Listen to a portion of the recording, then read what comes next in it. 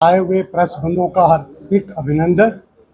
आज का press conference का विषय है जो पिछले कई दिनों से जहां एंटी इंक्रोचमेंट ड्राइव जो चल रही है उसी को लेकर, क्योंकि मूवमेंट कल की भी एक सामाजिक संगठन है और हम भी चुप नहीं रह सकते, क्योंकि ये देवबंद से हम इसके खिलाफ थे कि गौ तस्करी, लैंड ग्रैबिंग, नशा तस्करी ये भिन्न भिन्न क्षेत्रों में हो रही है। और मैं एक विनती करना चाहता हूं आपके मीडिया से माध्यम के कि जो लोग इस पर सियासत कर रहे हैं वो मेहरबानी करके इसमें धर्म पर काम ना करें।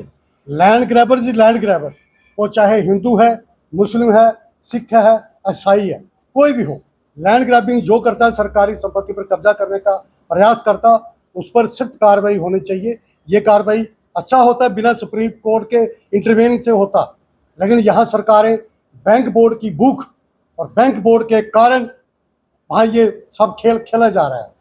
जल, जमीन और जंगल ये साझी विरासत होती है, किसी विशेष कमेटी या विशेष व्यक्ति का कोई इस पर अधिकार नहीं रहता। हम लोगों ने वहाँ देखा, ये जो मवाया वाले जंगल है वहाँ बीचों बीच में हम इस लगभग 6 महीने पहले भी, जहाँ हमारा बहुत आंदोलन जो पीक पर था, वहाँ रात के समय गौ तस्करी की जाती है।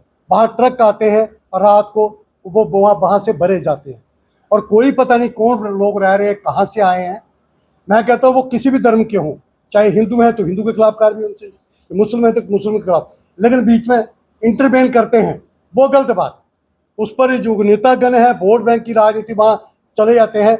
वहाँ अगर कोई हिंदू है तो उसके ऊपर भी कार्रवाई होनी चाहिए।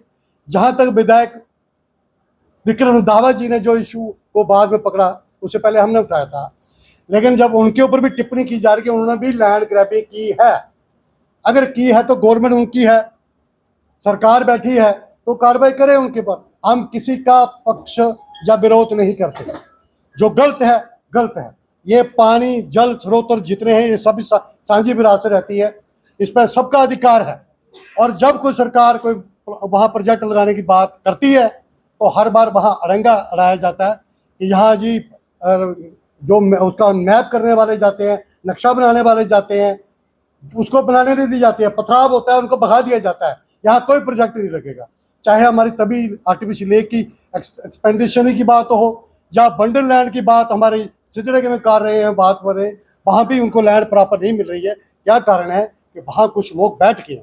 तो जो लोग जिनकी छत्र छाया में, जिनके संरक्षण में, जिनके आशीर्वाद से वहाँ बैठे, तो ये बुलडोजर अगर उनके ऊपर चल रहा है तो बुलडोजर उनके ऊपर भी चलना चाहिए जिनके कार्यकाल में ये काम हुआ है। आखिर क्यों ये चुप्पी रखी है? सिर्फ वोट बैंक, अपने आदमी को खुश करना, ऐसा नहीं चलेगा। और दूसरी बात, अभी नए मुद्दे पे आना चाहता हूँ। कुछ संगठन हमारे कश्मीर में कहते हैं कि शराबबंदी होनी चाहिए कश्मीर में, लेकिन जम्मू में दूध दही की दुकानों से ज्यादा शराब की दुकानें हैं, तो यहाँ क्यों नहीं बोलते? यहाँ पर क्यों उनका मौन धार लेते हैं? तो ये प्रश्न है उन लोगों से जो वहाँ बोल अलग चेहरा है और जम्मू में अलग चेहरा है। धन्यवाद। मेरा सवाल है कि जब 2014 के बाद अब तक 150 दुकानें शराब की खुल चुकी हैं, उससे पहले एक पार्टी